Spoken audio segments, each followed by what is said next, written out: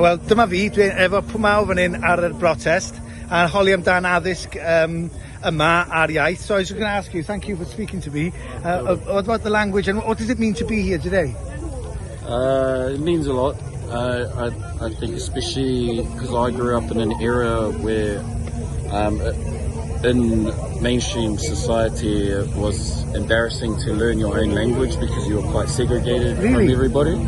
Yeah, and I don't want my children to grow up thinking like that, you know, being embarrassed of who they are and their language that they speak, because although I was put through a bilingual unit at school, we were still treated differently to the mainstream kids. And you know, that at that sort of age when you're a teenager, I think you really care about what other people think at that stage in your life. And not anymore now I'm an adult, but so that makes, I can see, sense your pride, but at the time that pride wasn't given to you through school or education. Yeah, they tried. Like my class was the first bilingual class in secondary school to be just only top stream students. So before that they never had any initiatives like that in place, and they really wanted to obviously bring out the best of us, being in top stream, but also our side of our culture. So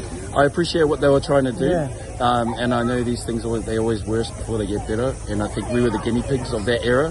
So we've come a long way. Do you speak te reo better than your parents, or how does that work? Yes, so I think we're a good prime example of when they say that it takes one generation to lose it and three generations to get it back. So my dad learnt in his late 40s, I learnt in my 30s, and then our mokos, our grandchildren, are growing up speaking it. So there we've managed to, within the span of 3 generations, be able to make it so that it's just normal.